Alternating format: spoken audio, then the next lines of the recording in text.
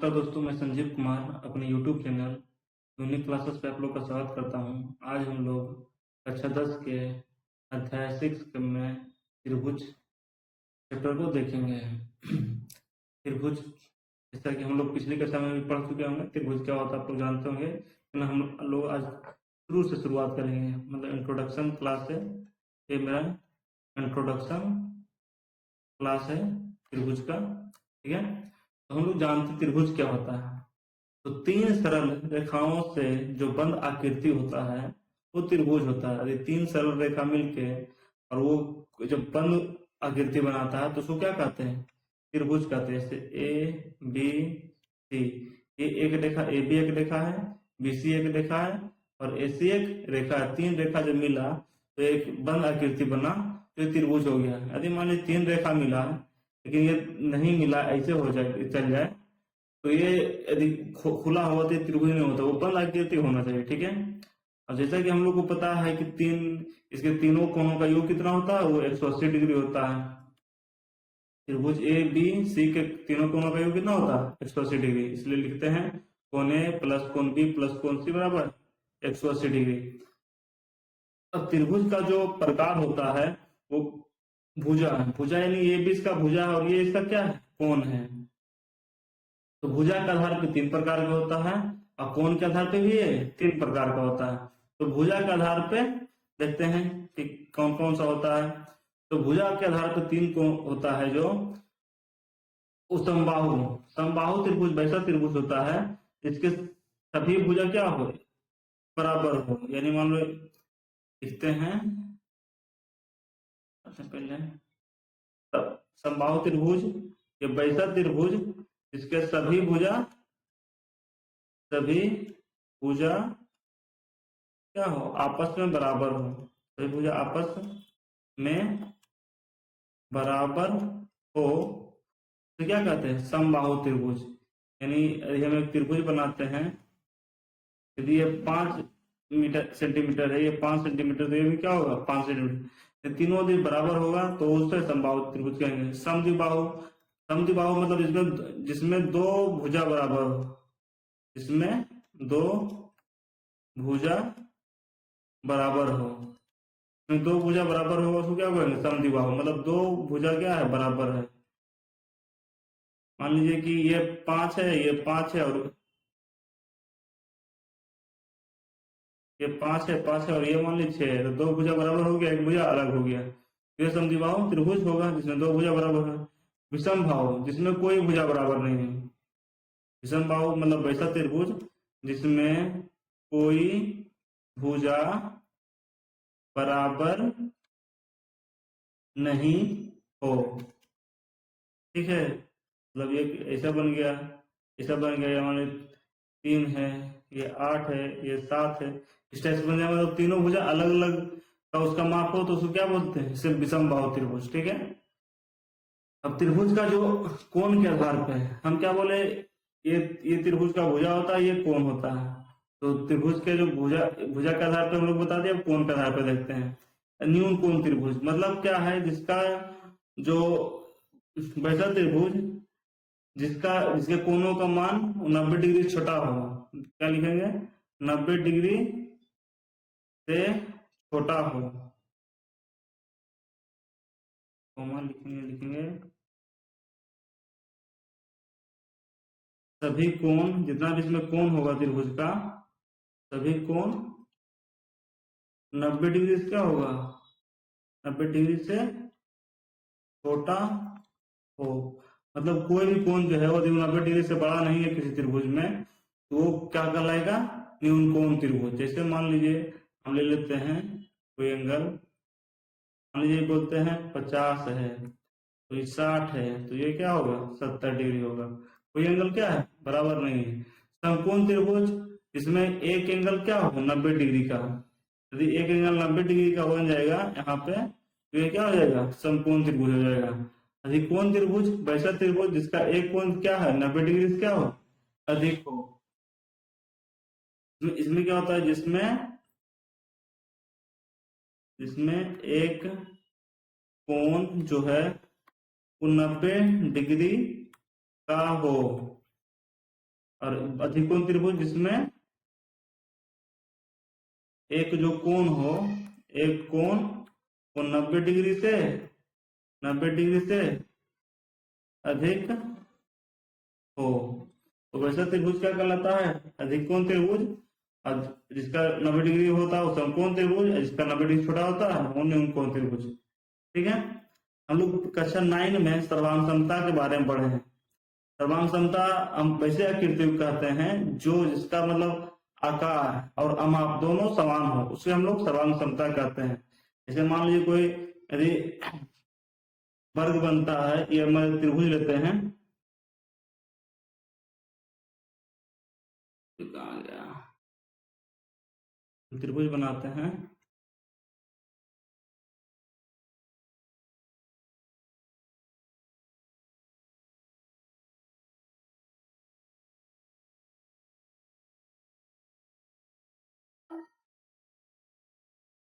एक और त्रिभुज बनाएंगे।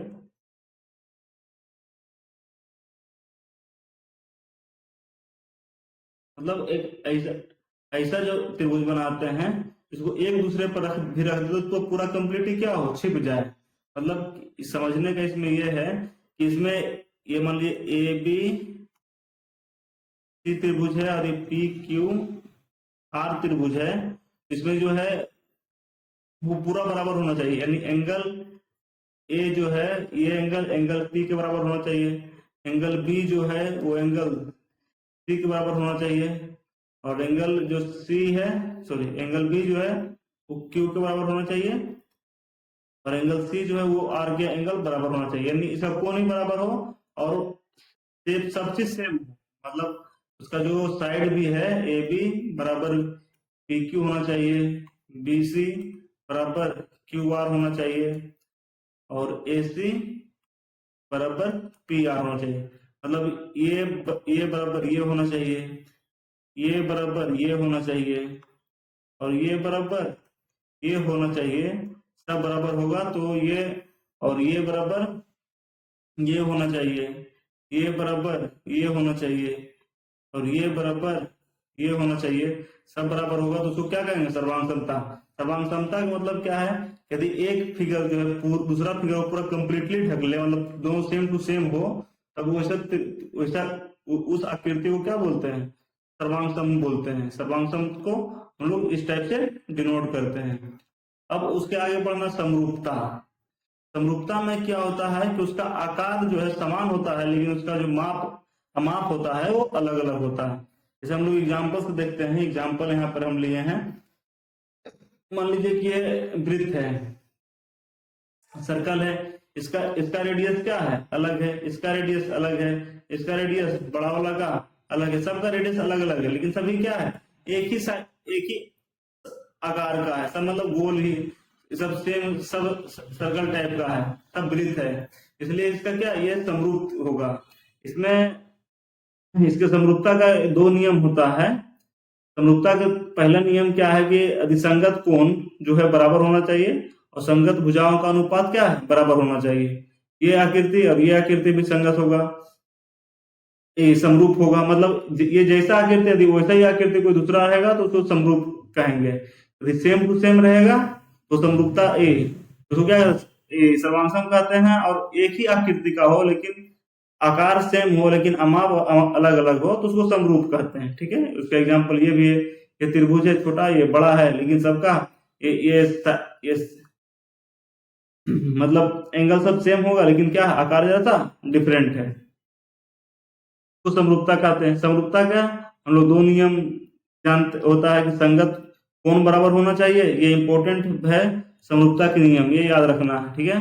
समरूपता का नियम क्या है कि संगत कोण आपस में बराबर होते हैं और संगत भुजाएं का अनुपात समान होता है। संगत कोण क्या होता है? संगत कोण यानी ए का संगत कोण क्या होगा? पी। इसको हम लोग संगत कोण बोलते हैं। एंगल जो है ए बराबर पी होना चाहिए, और इसका एंगल बी जो है वो एंगल क्यू के बराबर होना चाहिए, और एंगल जो सी है वो एंगल आर के बराबर होना चाहिए। ये एक दूसरे का क्या कहलाता है? संगत कोण कहलाता है। ठीक है। ये सब बराबर होना चाहिए। और संगत भुजा क्या है? ये जो भुजा है और इसका अनुपात संगत भुजा का अनुपात, मतलब जो ये संगत भुजा त्रिभुज एबीसी में है, एबीसी बटा क्या कर देंगे, सॉरी, इसका भुजा क्या है, इसका भुजा मान लीजिए ए बी है, तो इसका ये पी क्यू आर का क्या होगा, पी आर होगा। उस तरीका से ये त्रिभुज क्या है, ए बी सी है, तो त्रिभुज पी क्यू आर है। यदि ए बी का इसका संगत भुजा और इसका संगत भुजा का अनुपात, तो उसके बाद इसका संगत भुजा बी सी बटा क्यू आर बराबर ए सी बटा पी आर यदि होगा, तो ये त्रिभुज जो है वो समरूप कहलाएगा। ठीक है, मतलब उसका आकार सेम है लेकिन नाम क्या है, अलग अलग होना चाहिए। हम एक एग्जाम्पल से देखते हैं कि त्रिभुज जो है वो जो चतुर्भुज है, कि जो ए बी सी डी है, चतुर्भुज ए बी सी डी तथा जो चतुर्भुज है पी क्यू आर एस, ठीक है, वो समरूप है कि नहीं। समरूप मतलब क्या है, उसका जो संगत कोण बराबर होना चाहिए। तो हम ले ए बी सी डी लिए, तो जो एंगल ए है, एंगल ए बराबर क्या होना चाहिए, एंगल पी होना चाहिए। तो एंगल ए बराबर एंगल पी है इसमें, ठीक है, यानी एंगल जो 105 डिग्री है, तो ये भी क्या होना चाहिए 105 डिग्री, तो है इसमें। एंगल बी क्या है इसमें, 100 डिग्री, तो इसमें 100 डिग्री होना चाहिए। तो ये भी क्या, एंगल बी बराबर एंगल क्यू है, ठीक है। एंगल सी बराबर क्या होना चाहिए, एंगल आर होना चाहिए। तो एंगल सी 70 है, तो एंगल आर भी क्या है 70 है, ये भी बराबर है एंगल आर। अब क्या देखना है, एंगल डी, यदि एंगल डी बराबर है तो एंगल एस भी बराबर होना चाहिए। तो ये दोनों भी सब बराबर बराबर है, ठीक है। इसलिए तो हो गया, तो दो कंडीशन है कि संगत कोण बराबर होना चाहिए और संगत भुजा का अनुपात बराबर होना चाहिए। ये पहला कंडीशन तो फुलफिल कर गया। दूसरा कंडीशन देखते हैं, दूसरा संगत भुजा यानी ए बी, तो ए बी जो है वो बराबर होना चाहिए, ए बी और जो पी क्यू का अनुपात है वो बराबर होना चाहिए बी सी और क्यू आर के अनुपात के, क्यू आर इसी टाइप से सी डी और आर एस के फिर डी ए और एस पी के, यदि ये अनुपात बराबर होगा तो यह त्रिभुज, ये जो बहुभुज है या चतुर्भुज जो भी उसको बोले, उसको क्या बोलेंगे, वो समरूप होगा। देख लेते हैं, ए बी का मान क्या है 1.5, पी क्यू का मान क्या है 3, उस टाइप से बी सी का मान क्या है 2.5, और मेरा जो क्यू आर है उसका मान क्या है 5। जैसे इसका सी डी का मान क्या है 2.4, इसका मान क्या है 2.8, इसका मान 2.1, इसका मान 2.2। नहीं सब ये दो बार में कट जाएगा, ये भी दो बार में कट जाएगा, ये भी दो बार में कट जाएगा, ये भी दो बार में कट जाएगा। इन सब का मान क्या है 1/2, 1/2 आता है, इन सब बराबर है। यदि सब क्या है बराबर है, तो ये दो कोई बहुभुज समरूप है या नहीं है, इसके लिए दो कंडीशन है।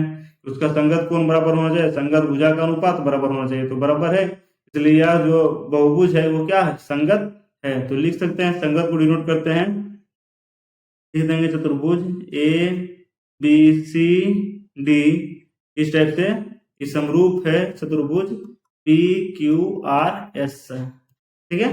इस टाइप से हम एक एग्जाम्पल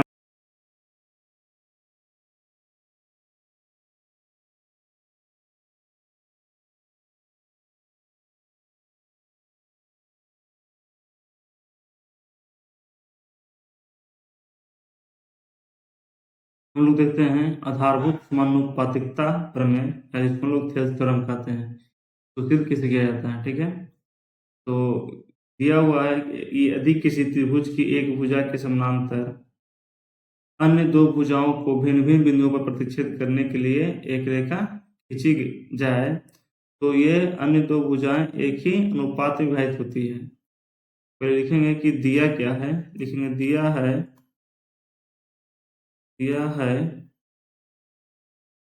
त्रिभुज ए बी सी में भुजा बी सी के समांतर एक रेखा DE खींची गई है जो भुजा AB को D पर तथा AC को E पर काटती है। ठीक है, ये दिया हुआ है। सिद्ध क्या करना है? ये सिद्ध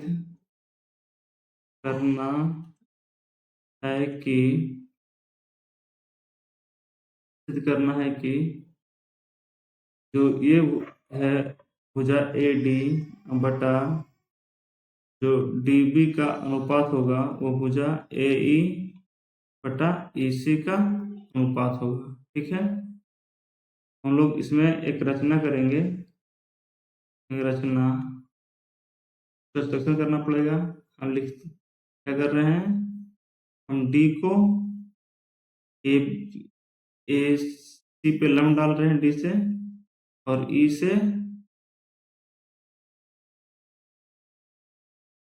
E से हम AB पे लम्ब डाल रहे हैं। लिखेंगे बिंदु D से AC पर लंब डाला, AC पर DM लिख सकते हैं, DM लंब डाला। लिखेंगे AC पर DM लंब डाला, इसको N मान लेते हैं, तथा E से AB पर EN लंब डाला। और क्या करेंगे? लिखेंगे और B को E से मिलाया,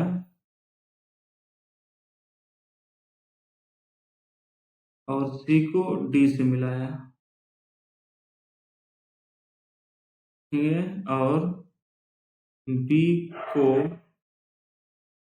E से मिलाया, E से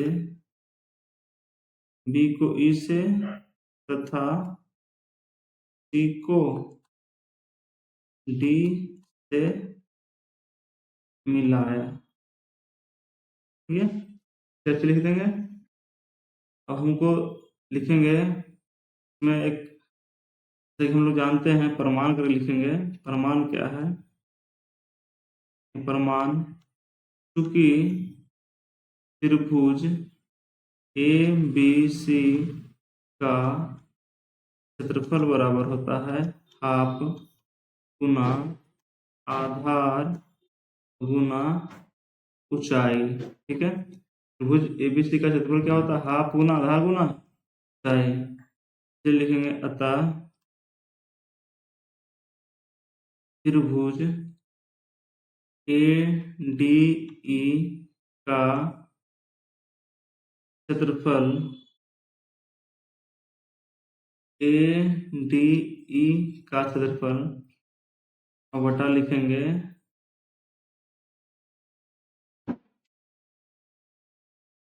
बटा त्रिभुज EDC का क्षेत्रफल, EDC का क्षेत्रफल। तो ADE का क्षेत्रफल में हम मानते हैं कि इसका आधार क्या हो जाएगा? आधार होगा AE और ऊंचाई हो जाएगा DM, और तो इसका हाफ गुना आधार क्या हो जाएगा? AE, और ऊंचाई हो जाएगा DM। हम देखते हैं त्रिभुज EDC में, जब हम EDC को त्रिभुज देखते हैं, क्या ये त्रिभुज के बारे में देख रहे हैं। ठीक है, ये त्रिभुज है ऐसे बना हुआ,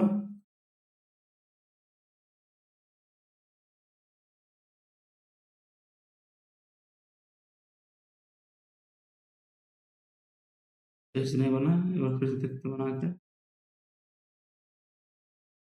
त्रिभुज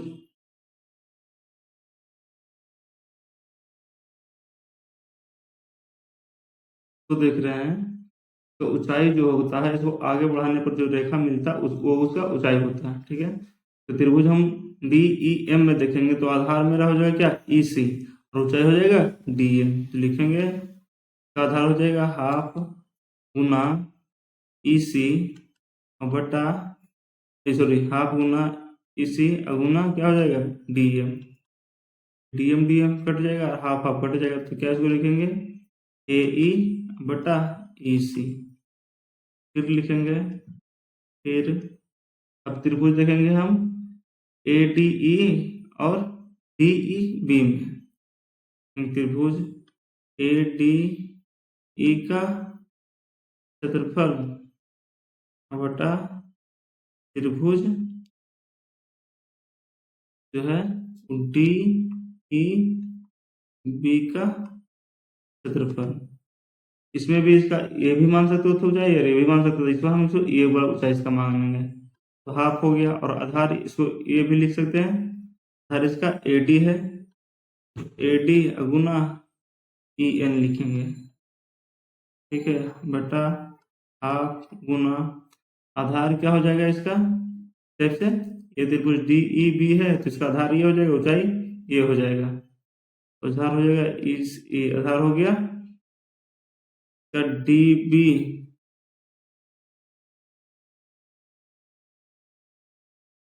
आधार हो गया डी बी गुना ऊंचाई हो गया E N. E N cut जाएगा, हाफ हाफ कट जाएगा, तो क्या बचेगा ए डी बटा डी बी। इसको हम समीकरण 1 मानते हैं और ये समीकरण 2 हो गया। ठीक है, फिर लिखते हैं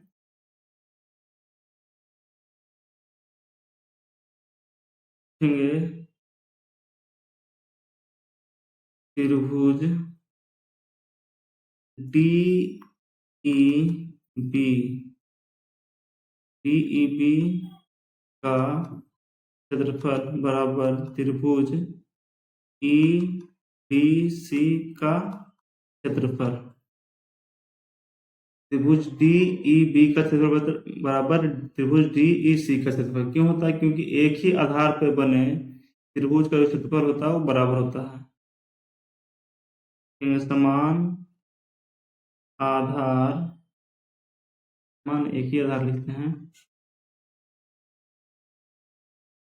लिखेंगे एक ही आधार पर बने त्रिभुज का क्षेत्रफल बराबर होता है। ठीक है, तो आधार से हमें त्रिभुज का क्षेत्रफल बराबर होगा। क्या लिखेंगे, हम लिखते हैं, ये लिख दिए। अब लिखेंगे त्रिभुज जो ए डी ई का क्षेत्रफल बटा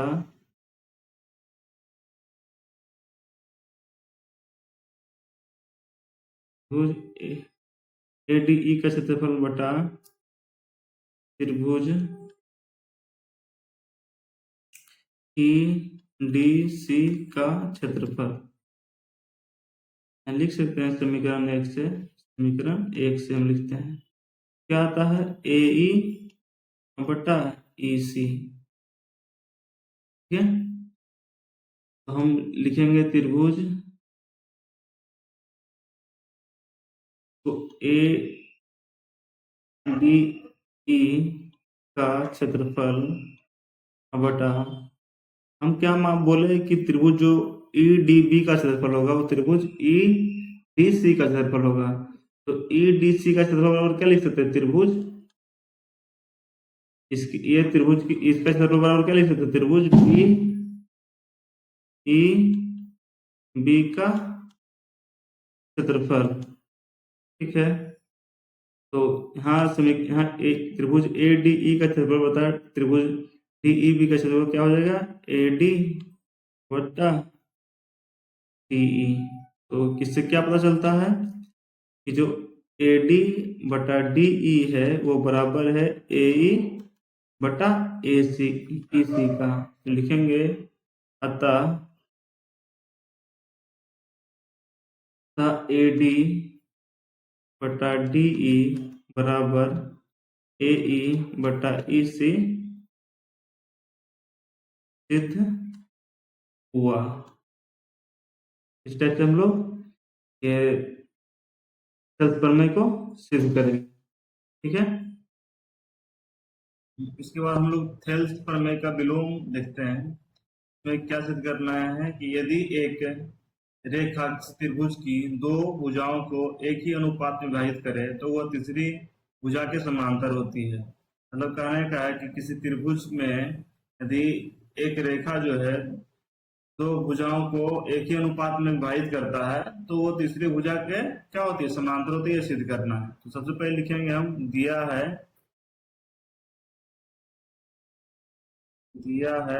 क्या दिया है कि त्रिभुज एबीसी में त्रिभुज एबीसी में डीई भुजाओं AB तथा AC को क्रमशः D तथा E पर इस प्रकार काटता है कि त्रिभुज एबीसी में डीई भुजाओं ए बी तथा एसी को इस प्रकार को क्रमशः डी तथा ई पर इस प्रकार काटता है कि इसका जो अनुपात है यानी ए डी बटा डी बी वो बराबर है ए ई बटा ई सी के। इसको मान लेते हैं समीकरण 1 है। ठीक है, दिया हुआ सिद्ध क्या करना है, सिद्ध करना है कि जो ये डीई जो है वो डीई समानांतर है बीसी के, ये हमको इसमें प्रूव करना है। ठीक है, वही बोल रहा है कि वह तीसरी भुजा के समानांतर होती है। ठीक है, तो हम कुछ इसमें रचना करते हैं। रचना, माना कि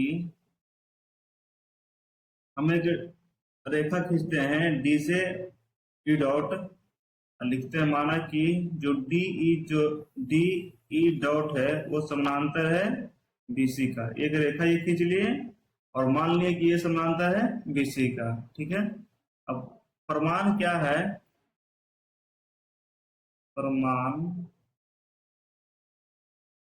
प्रमाण है थेल्स प्रमेय से, थेल्स प्रमेय से कि जो यदि ये हम इसके समानांतर मानते हैं तो ये इसका भुजाओं का इधर के भुजाओं का अनुपात इधर के भुजाओं का अनुपात क्या होता है, बराबर होता है। क्या थेल्स प्रमेय से होता है, होगा ए डी बटा डी बी बराबर हो जाएगा ए ई डैश बटा ई डैश सी के बराबर हो जाएगा। ये समीकरण 2 मान लिया। क्यों हो जाएगा, क्योंकि हम मान लिए कि डीई जो है वो समानांतर है बीसी का। ठीक है, अब लिखेंगे समीकरण 1 तथा 2 से। समीकरण 1 और 2 से देखते हैं तो क्या हो जाता है कि ए जो है वो बराबर हो जाता है ए बटा ई सी बराबर ए ए ई डैश बटा ई सी डैश सी। तो हम यहाँ क्या बोल सकते हैं कि ए जो है ए बोल सकते हैं कि यहाँ से क्या पता चलेगा, ये इसके बराबर ये इसके बराबर है। ए ई बराबर ए ई डैश एंड ई सी बराबर ई सी डैश सी लिखेंगे, क्योंकि बिंदु ई तथा ई डैश संपाती होगा। ये कब पॉसिबल है? जब जो है ई तथा ई डैश क्या है? संपाती होगा, मतलब ये दोनों एक ही बिंदु पे होगा, तभी ये संभव है। ठीक है, ए ई बराबर ए ई डैश।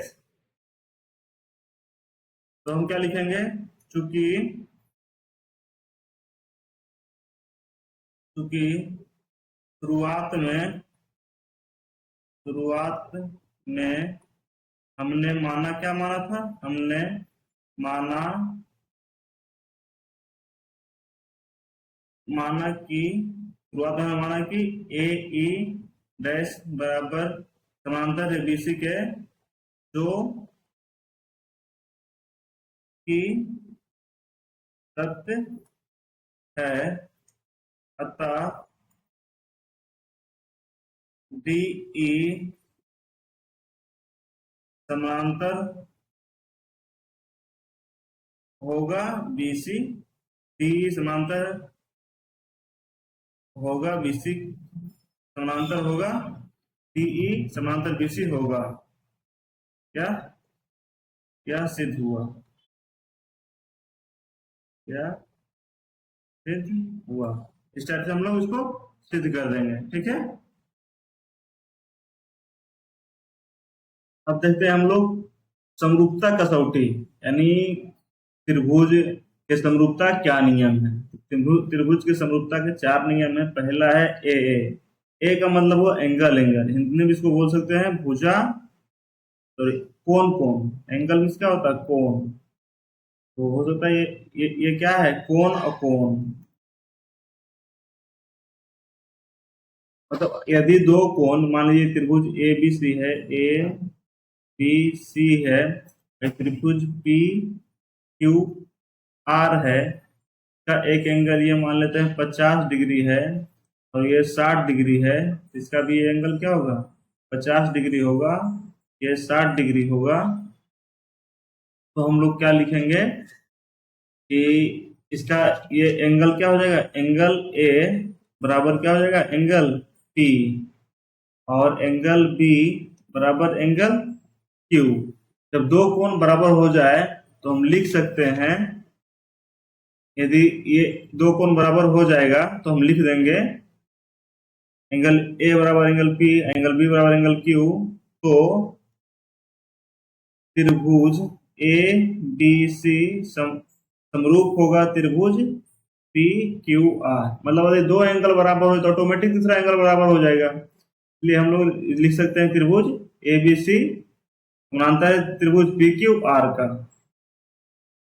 ठीक है, तीसरा देखते हैं, मतलब दूसरा इसका जो समरूपता का क्या नियम है? ए मतलब भुजा ए, कोण कोण कोण, तीन कोण रहे, यदि तीनों कोण बराबर हो तो भी त्रिभुज क्या होगा? समरूप होगा। तीनों कोण बराबर होगा तो भी त्रिभुज क्या होगा? समरूप होगा। इसे मान लीजिए ये हो गया त्रिभुज आपका ए बी सी, ये त्रिभुज पी क्यू आर हो गया।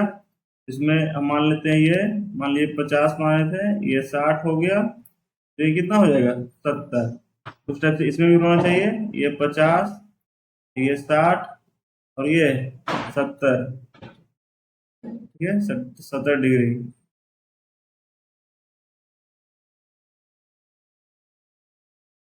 हो गया। हम लिख सकते हैं एंगल ए बराबर एंगल पी, एंगल बी बराबर एंगल क्यू, और एंगल सी बराबर एंगल आर। तो यदि बराबर है तो क्या हो जाएगा? त्रिभुज ए बी सी तो समरूप होगा त्रिभुज पी क्यू आर का। इस टाइप से हम लोग समरूप को दिखाते हैं। नेक्स्ट देखते हैं एस ए एस, मतलब साइड, मतलब इसको भुजा कोण भुजा कहते हैं। ठीक है, ये तीसरा है। इसमें क्या है कि एक मतलब साइड का अनुपात, ये मान लीजिए ये त्रिभुज ए बी सी है, एक 5 है और एक क्या है? 10 है, और ये मान लीजिए कि 60 डिग्री है और ये भी क्या है? 60 डिग्री है। और ये यदि मान लीजिए आपका 6 है और ये 12 है, ये पी क्यू आर हो गया। तो एक दो भुजा क्या होना चाहिए, उसका जो अनुपात है वो समान होना चाहिए। हम इसे लिख सकते हैं कि ए बी अनुपात पी क्यू बराबर होना चाहिए, का अनुपात जो है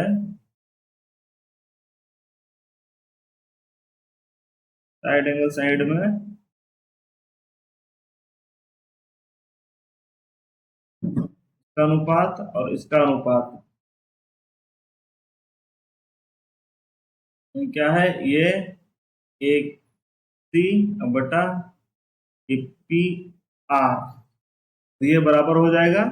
और एक कोण बराबर हो जाएगा तो हम वो लिख देंगे। तो ए पी कितना था मेरा 5, ए बी कितना ए 5 और पी क्यू कितना है 10।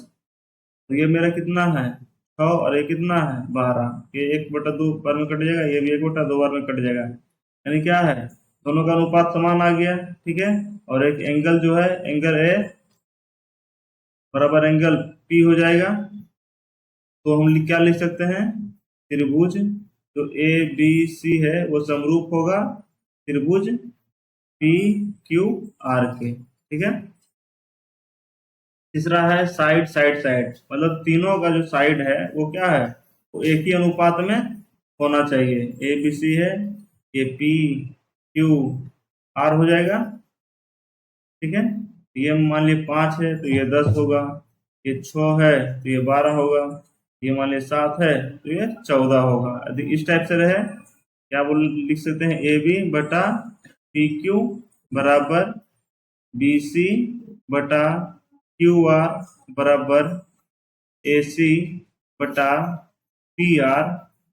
ये सब बराबर हो जाएगा तो ये क्या हो जाएगा, समरूप हो जाएगा। 5/10 हो गया, 6/12 हो गया, 7/14 हो गया।